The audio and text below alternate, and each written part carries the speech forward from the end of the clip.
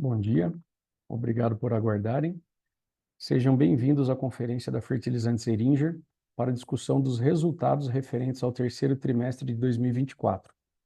Estão presentes hoje conosco os senhores Fausto Pereira Gouveia, Controller, Davi Sartorello de Caxias, Coordenador de Inteligência de Mercado da companhia. Informamos que esse evento está sendo gravado e que todos os participantes estarão apenas ouvindo a conferência durante a apresentação da companhia. Em seguida, iniciaremos a sessão de perguntas e respostas apenas para analistas e investidores, quando instruções adicionais serão fornecidas. Antes de prosseguir, gostaríamos de esclarecer que eventuais declarações que possam ser feitas durante essa teleconferência, relativas às perspectivas de negócio da companhia, projeções e metas operacionais e financeiras, constituem-se em crenças e premissas da diretoria da companhia, bem como em informações atualmente disponíveis. Considerações futuras não são garantias de desempenho. Elas envolvem riscos, incertezas e premissas, pois se referem a eventos futuros e, portanto, dependem de circunstâncias que podem ou não ocorrer. Investidores devem compreender que condições econômicas gerais, condições da indústria e outros fatores operacionais podem afetar o desempenho futuro da companhia e podem conduzir a resultados que diferem materialmente daqueles expressos em tais considerações futuras. Agora, gostaríamos de passar a palavra ao senhor Davi, que dará início à apresentação. Por favor, senhor Davi, pode prosseguir. Bom dia, obrigado a todos pela presença. Vamos dar início à apresentação. Daremos início comentando um pouco a respeito das entregas trimestrais, tanto por volume quanto por culturas, realizadas pela Fertilizantes Heringer durante o terceiro trimestre de 2024. A Fertilizantes Heringer entregou diretamente aos produtores cerca de 697 mil toneladas, 696, perdão. Essa é uma redução de 11,2% em relação ao mesmo período do ano passado. A maior parte desses volumes foram concentrados principalmente para a cultura do café, do qual foram entregues 290 mil toneladas, representando 42% de todo o volume entregue durante esse período. Na sequência, nós tivemos, como é o maior volume dentro das culturas, a cultura da soja, com 19%, ou 134 mil toneladas, passando na sequência para milho, 10% das entregas totais, ou 10%. Na sequência, cana-de-açúcar como a quarta cultura com maior volume de entregas durante o período, ou 63 mil toneladas. Ainda tivemos cerca de 139 mil toneladas que foram relacionadas a outras culturas, notadamente hortifruti. A redução dos volumes no terceiro trimestre de 24 deve-se principalmente ao foco da empresa em rentabilidade e aversão ao risco de crédito. Houve postergação também no mercado de soja e antecipação do mercado do café, dado que os produtores aproveitaram as boas relações de troca nesse período.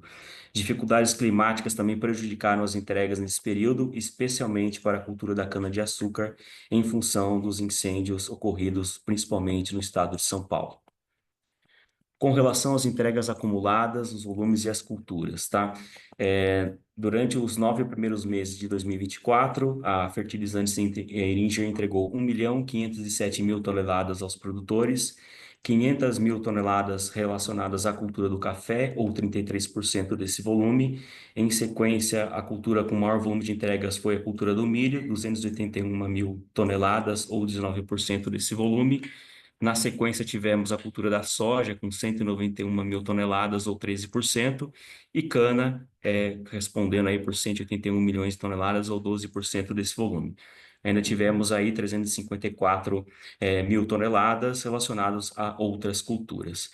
A redução nos volumes é de 6,7% em relação ao mesmo período do ano passado, também se deve principalmente ao foco na rentabilidade e aversão ao risco, conforme já foi mencionado anteriormente. Com relação aos mix de produtos entregues, em relação aos produtos convencionais, no terceiro trimestre de 2024, a Fertilizantes Heringer entregou 587 mil toneladas de produtos convencionais e 109 mil toneladas de produtos premium.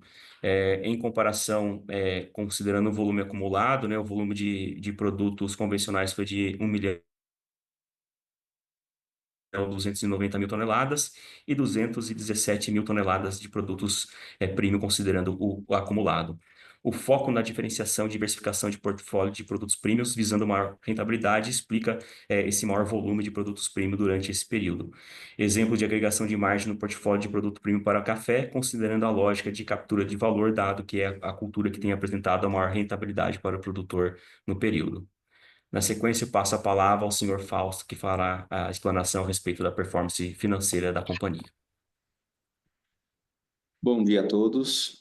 Darei início agora à performance financeira do último trimestre e o acumulado dos 9 meses.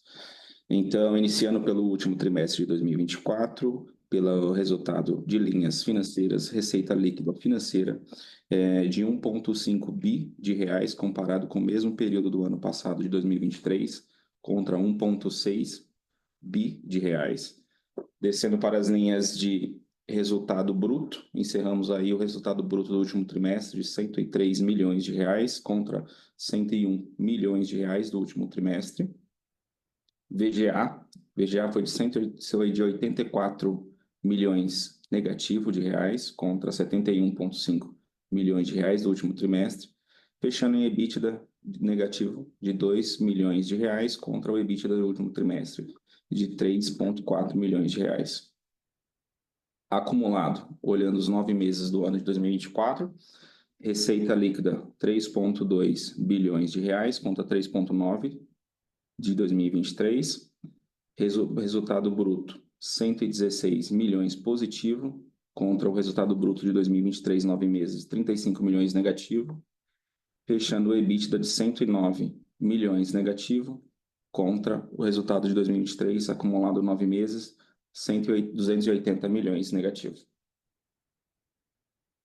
Agora, explanando as linhas de despesas financeiras, tá?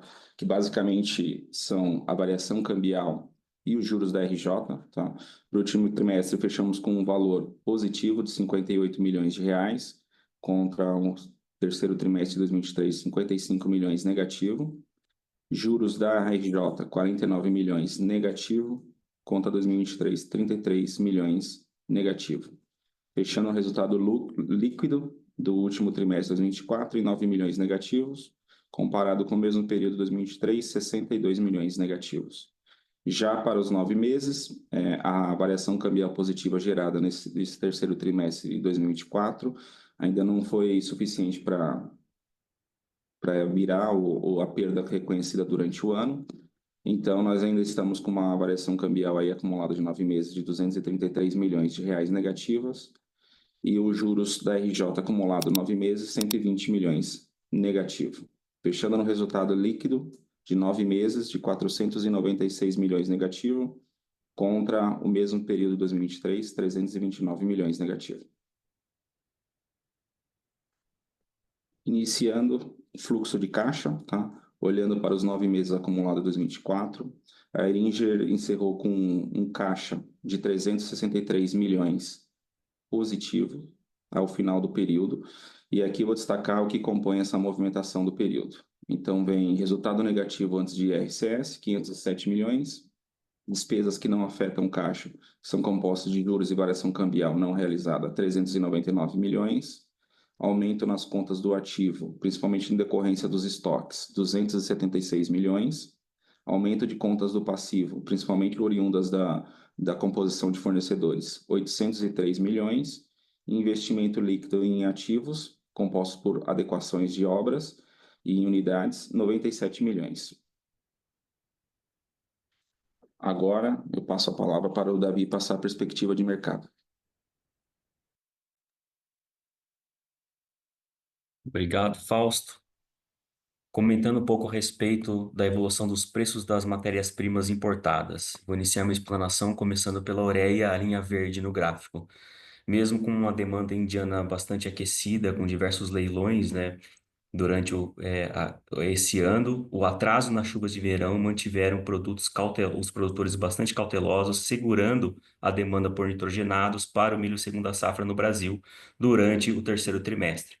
E os preços se mantiveram estáveis durante o mês de setembro, aí, em torno de $356 por tonelada o CFR. explicando um pouquinho a respeito do cloreto de potássio, a linha vermelha no gráfico.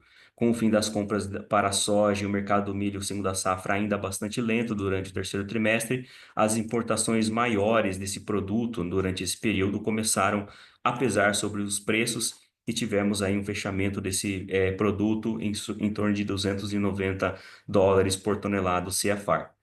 Com relação ao MAP, o produto da linha em azul destacada no gráfico, nós continuamos com as questões relacionadas a estoques restritos e oferta bastante limitada por parte dos produtores internacionais e uma demanda tardia para a soja mantiveram os preços dos fosfatados os fosfatados de alta ainda em alta no Brasil, em torno de $636 por tonelada também o custo e frete.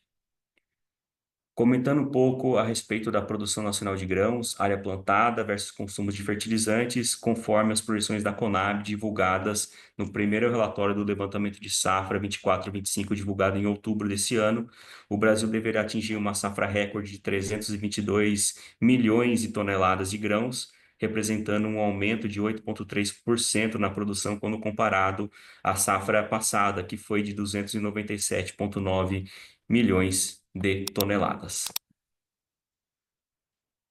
Essas eram as informações que nós tínhamos para passar. Agradecemos, muito obrigado. Obrigado, Davi. Obrigado, Fausto. Iniciaremos agora a sessão de perguntas e respostas, apenas para analistas e investidores.